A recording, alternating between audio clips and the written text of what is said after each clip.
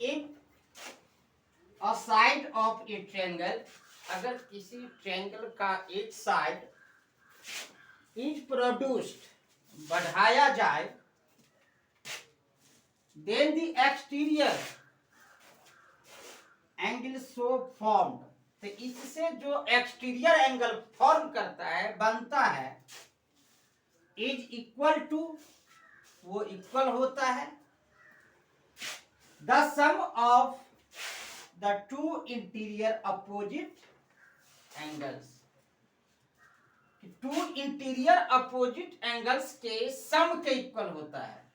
Bye geometry आप easily समझ सकते हैं कि ये कोई ट्रायंगल है एंड इस ट्रायंगल में आपने ए बी, सपोज कर लो ये बी है, सी एंड बीसी को पॉइंट डी तक प्रोड्यूस्ड कर दिया गया है।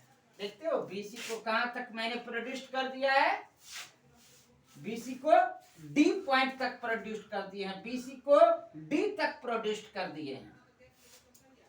Suppose it is angle 1, angle 2, angle 3 and it is angle 4, angle 4। इसको मैंने एंगल 1 सपोज कर लिए, इसको एंगल 2 एंड इसको एंगल 3 एंड ये एंगल 4 हो गया। तो एंगल पहले गिवन में क्या लिखिएगा आप, तो गिवन में लिख लो, गिवन कि एबीसी बी और ट्रायंगल, एबीसी एक ट्रायंगल है in which side BC is produced, side BC is produced, जिसमें साइड BC को प्रोड्यूस्ड किया गया है, बढ़ाया गया है to the point D, point D। इसमें साइड BC को D तक क्या किया गया है, बढ़ाया गया है। गिवन के बाद आप क्या करोगे, टू प्रूव लिखोगे, टू प्रूव, टू प्रूव। देखिए जो क्वेश्चन था आपका, जो थ्योरम में गिवन था, उस गिवन को मैंने सेलेक्ट करके यहां लिख दिया और उसके अनुसार ये ज्योमेट्रिक फिगर बना लिया कि ABC be a triangle in which side BC is produced to the point D, कि एबीसी ट्रायंगल है जिसमें बीसी साइड को डी तक प्रोड्यूस्ड किया गया है।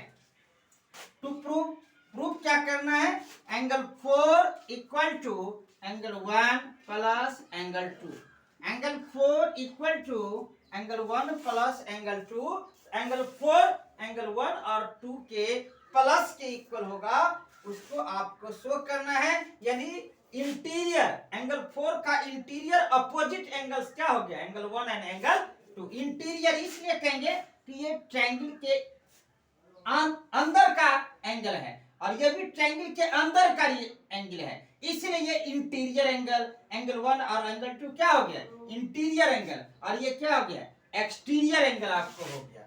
तो एक्सटीरियर एंगल, ये एक्सटीरियर एंगल आपको सम ऑफ इंटीरियर एंगल्स के, सम ऑफ इंटीरियर अपोजिट एंगल्स के इक्वल प्रूव करना है। अब हम लोग क्या करेंगे, तो प्रूफ करेंगे। तो प्रूफ कैसे करेंगे, तो प्रूफ के लिए क्या करते हैं, प्रूफ ले लेते हैं। Proof angle 1 plus angle 2 plus angle 3 कितना होगा, 180 degree. Angle 1 plus angle 2 plus angle 3 कितना होगा, 180 डिग्री। क्यों होगा 180 डिग्री, तो angle sum property of triangle, angle sum property, property of triangles, ये ट्रायंगल्स का एंगल सम प्रॉपर्टी है कि angle 1 plus angle 2 plus angle 3।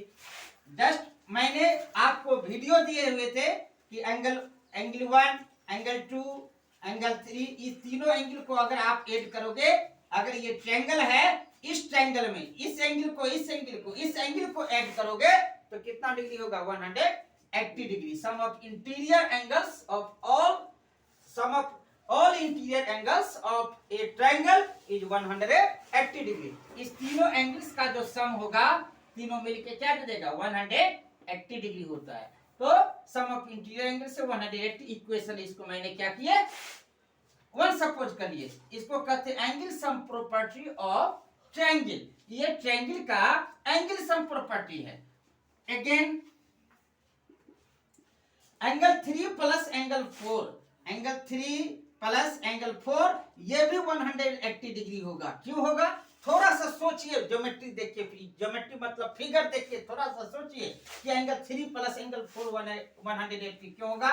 तो एंगल 3 प्लस एंगल 4 180 इसलिए होगा कि रे ये सीए जो है बीडी पर क्या है स्टैंड है। देखोगे CA stand on BD, CA side, CA stand on BD, side CA stand है बीडी पे। जैसे सपोज कर लिए कोई लाइन है, इस पे ये कोई आप रे स्टैंड कर दिए, तो इस दोनों एंगल्स को जोड़ करके कितना होता है 180 डिग्री। कितना होता है 180 डिग्री हो। तो ये बताओ एंगल 3 प्लस एंगल 4, तो एंगल 3 प्लस एंगल 4 180 डिग्री। तो एंगल 3 प्लस एंगल 4 180 डिग्री।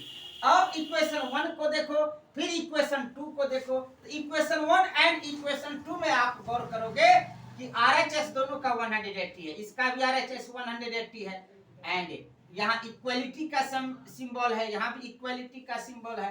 तो इक्वेशन 1 एंड 2 से क्या होगा कि ये दोनों भी जब आरएचएस इक्वल है, जब दोनों इक्वेशन का दायां पक्ष इक्वल है, तो निश्चित रूप से वाम पक्ष भी बायां पक्ष भी इक्वल होगा, यानी इसका लेफ्ट हैंड साइड भी इक्वल होगा, एलएचएस भी इक्वल होगा। क्यों? क्योंकि आरएचएस दोनों का इक्वल है। देखोगे इसका आरएचएस इसका आरएचएस इक्वल है। फ्रॉम इक्वेशन 1 एंड 2, तो इक्वेशन 1 एंड 2 से क्या हो जाएगा? तो इक्वेशन 1 एंड 2 से देखोगे कि from equation 1 and 2, from equation 1 and 2, equation 1 and 2 से क्या होगा?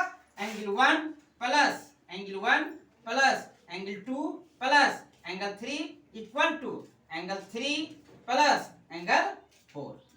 देखो angle 1 plus angle 2 plus angle 3 180 है, इक्वेशन 1 कहता है। इक्वेशन 2 क्या कहता है? Angle 3 plus angle 4 equal to 180 degree. तो इक्वेशन 1 एंड 2 से क्या हो जाएगा? इक्वेशन 1 एंड 2 से क्या हो जाएगा कि एंगल 1 फ्रॉम इक्वेशंस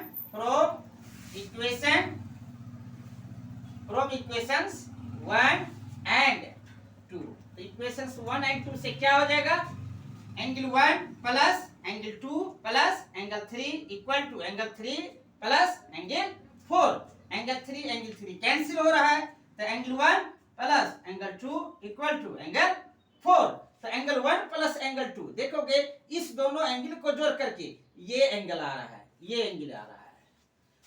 यही कहता है कि if a side of a triangle is produced, अगर किसी ट्रायंगल के एक साइड को बढ़ाया जाए, then the exterior angle so formed, तब जो एक्सटीरियर एंगल बनता है, बहिष्कोण बनता है, is equal to the sum of the two interior opposite angles.